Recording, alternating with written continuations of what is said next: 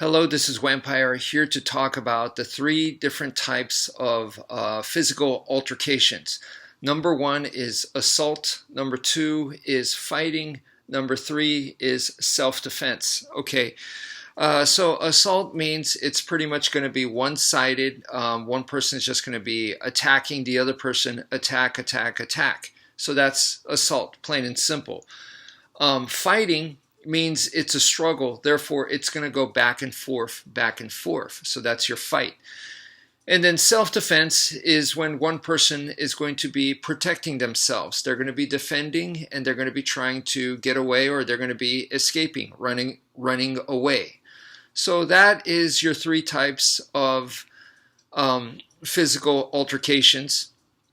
And now that anyone could come up with, and that's not really the big deal, but the next part is the scenario. So you're going to apply these three into the scenario, right? So the scenario is, once again, we're going to go with three different scenarios. I'm going to go with war, sport, and street. These are the three different types. We could make a lot more than just three, but I'm going to keep it with these three because I want to keep it simple. And I don't want to get too specific. Now, obviously, war, we could go into like ancient wars, modern wars. We could go into, depending on what the mission is. I mean, there's a lot within war. And then same with sport. There's a lot of different combat sports out there. We have judo, kendo, Olympic fencing, Muay Thai kickboxing, sumo wrestling, cage fighting, MMA. I mean, there's tons, right? But I'm going to jumble them all together and just call it sport. And same with street. We can talk about a riot situation. We could talk about a home invasion where the street comes to you. We could talk about an active shooter situation, or someone being robbed at the ATM machine. I mean, there's lots of different situations there, but we'll jumble all of that and just call it street, okay?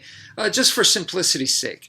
Now, that's also anyone could come up with. Now, the thing is, this is the part for me that is gold, okay? This is the part that not a lot of people understand this. Now, you don't have to agree with this. You could have a totally different perspective, but you're going to have to come up with reasons and explanations, because for this, at least for me, it makes a lot of good sense. And that's why I came up with it, and it's going to help you understand combat better. So what I mean by that is, within the three scenarios, war, sport, and street, within that, the three types of altercations, which is assault, fighting, and self-defense, all three of those can occur within each one of those scenarios. In other words, okay, so let's start with war. So war is, you know, it's war, right? Whether it's ancient battlefield or today's battlefield. In war, we can have an assault happen, we can have fighting happen, and we can have self-defense happen. So all three of those can occur within the scenario of war. Let's give some examples here. So an assault would be, I'm with my team, and maybe there's 5 of us, and we go in, we're all, we have assault rifles, and we're all charging in. We might use some kind of stun gas, okay, to cause shock, and boom, it's one-sided attack, attack, attack, and we're there to rescue POWs, or we're there to make POWs, okay? But it's one-sided. We catch them off guard and we get the mission done. That is assault. Now, there's also a situation where that's our mission and we go to do that, but then for some reason they know we're coming, information was leaked, or they saw us, or whatever, and now we're in the middle of a gunfight. We have to take cover, and we're shooting back, and they're shooting at us. So now that's a fight. It goes back and forth, okay? And that's exactly what we try to avoid, but it might happen. So clearly in this situation, it happened. And so our conclusion might be, well, we obviously messed up. This is not what we wanted to do. So let's retreat. Let's get the hell out before we take some casualties. We don't want that to happen to us, so let's escape. So now we're in self-defense mode. Okay, so within war, I just described assault, fighting, and self-defense. Now the same thing can happen within the scenario of sport. So we can have a fighter start to dominate another fighter. They go in and they're landing good shots. Boom, boom, they're landing combos. That is assault. And the viewer, the audience is going, oh, they're racking up points. That's really going to help them win this round. Or it might lead to a TKO or KO finish because, you know, they're landing some really good shots and it might just finish the opponent that way. So that's clean, clear and simple assault right there, okay? It's one-sided offense. Now, in the sport environment, they want it competitive. So they're not going to have a really good fighter versus some, you know, nobody. They're not supposed to do that. Now, there are some spectacles, but usually they try to avoid that. It's within the same similar rankings and all that. So competitive, two competitive fighters go at it. Therefore, it's difficult for one to just mow down the other completely. And that's when it becomes a fight. It goes back and forth, back and forth. They're maybe able to get like one or two shots in, but it's not complete. It's not a full-blown shot. You know, it's going back and forth. That's a fight, okay? And then there might be a time where one shot gets in or it just takes the toll or one runs out of stamina. Or maybe the setup was just unfamiliar. If it was an amazing setup or something. One person gets the advantage. So the other person starts defending. They're protecting themselves and they start escaping to reset. Okay, so then they could go back and feel the distance again. So they're trying to get out because they're getting dominated. Okay, so that's self-defense happening. And what they say in, like for instance, the sport of MMA, cage fighting, what they say is, when you cannot intelligently defend yourself, that's when the referee comes in and stops the fight. So self-defense skills is necessary even for an MMA fighter, even for a sport fighter. Okay, so just now I described in a sport scenario, assault, fighting, and self-defense, that all three can occur there as well.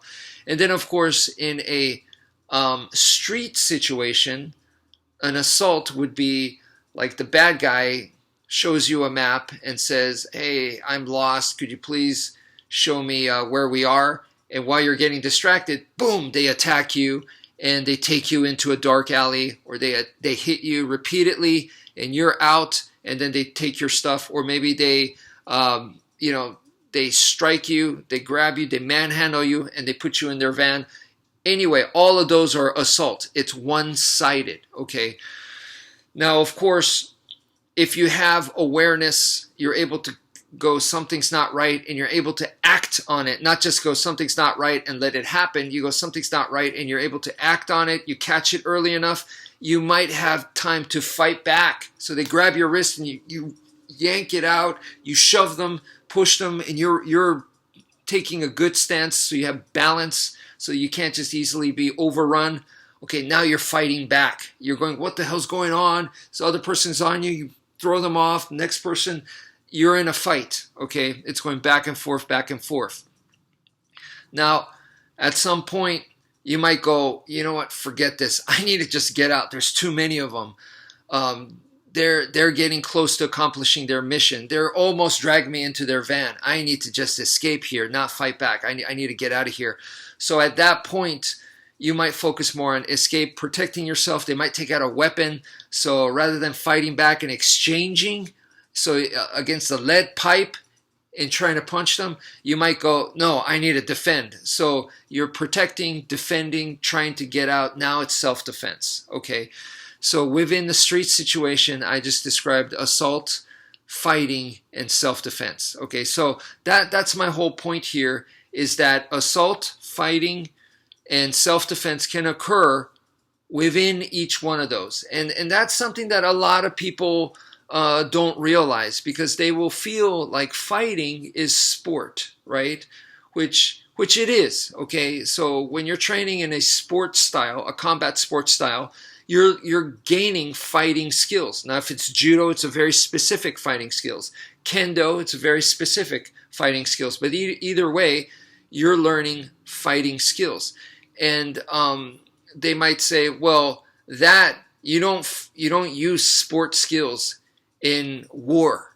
You don't use it in the street because that's sport. And that's where I just said, no, that's not true. Those sport skills, which is fighting can be used, and it can happen in war, and it can also happen in the street. And same with self-defense. Some people may think self-defense, you're not going to use it in war. You're not going to use it in sport. No, there's a time in sport where I already made it clear that you might have to defend yourself. The person just maybe, sometimes it happens where they're trying to finish the match quick. They just come in hard and strong. And at that point, you just need to survive the storm. And you know that if you take them in the later rounds, that they're going to run out of stamina, and you could beat them much, much safer and easier that way. So you need to just survive the storm for the first round. And that would be self-defense skills. Same in the battlefield. There's a time and place. There's a time to attack, and there's also a time to retreat where you should not be fighting. And in that case, that would be self-defense skills as well. So that's very, very important, because people don't typically think that those three things can happen in each one of those. So I hope that maybe changes your perspective. Now, why? Why is this important? It's important. The reason why I made this categorization, and the reason why I think it's important, is because you want to use the right tool for the right time. And we all know that that makes a big, big difference. If you've ever done something like crafting, or the first thing that pops to mind is knife making, okay? If you're using the wrong tools, it can take forever to try to do what you're trying to do. So it's very, very important to use the right tools at the right time. And the reason why I say this is it's not just about your techniques, it's also your style. So even though your style, let's say you're doing a combat sport, let's say you're doing judo, which is, I said, would be fighting, right? Judo does have assault techniques where it's one-sided. Like if you are attacking the person, it would be like Brazilian Jiu-Jitsu, where you're doing combos on the opponent. It could be standing, where you're going from one throw to the next to throw them off balance and keep them off balance, and then end in a proper takedown or throw. Or maybe this is done with submissions, where you just constantly attack, and then get them all confused and flustered, and then you finish them with a submission. So that would be what I considered assault within judo. And then judo itself, you're going back and forth with your training partner, you're sparring, and you're learning fighting skills, where it goes back and forth, okay? Where you're resisting each other's moves, but you're also trying to make yours happen on a fully resisting opponent. That is fighting skills. And then there's a point in time, like let's say you're on the ground in a turtle position, they have your back and they're trying to choke you. They're using their sleeves, the lapel, everything they got, maybe a rear naked choke, and they're trying to choke you out, and you're just trying to protect and survive against that.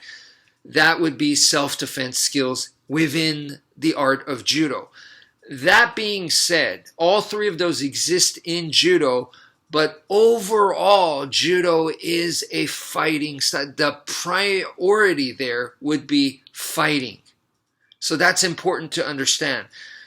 In a lot of today's self-defense styles that's being taught today, I've noticed the fad is assault skills. So they are teaching civilians how to assault somebody, and they're saying use that for self-defense.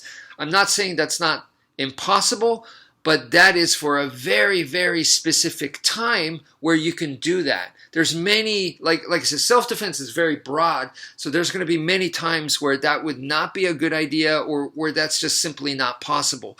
But you need to understand, even though what you learned is called self-defense, it's really what you're doing is assault. So you have to know, that's the tool that you have is assault, and assault is best used at times when assault is needed, not in a self-defense situation or not in a fighting situation. So you guys have to know what it is that you do. So if your style teaches you to, like if someone grabs you, how to break the hold, that's more of a self-defense system that you learned, okay? Now, within that self-defense system, I'm sure there are assault techniques and there are fighting techniques. But if you're spending a lot of time doing stuff like that, then definitely your style, the primary stuff that what your style does is self-defense. And that's not going to work well in a fighting situation. It's not the right tool. Or in an assault type situation, where you think, oh, I'm going to get the upper hand, but that's not really your forte. So you should just know that so that you don't get confused. And having those categories has really helped me out a lot, and I hope it helps you. That's it for now. Thank you for viewing, and take care, folks.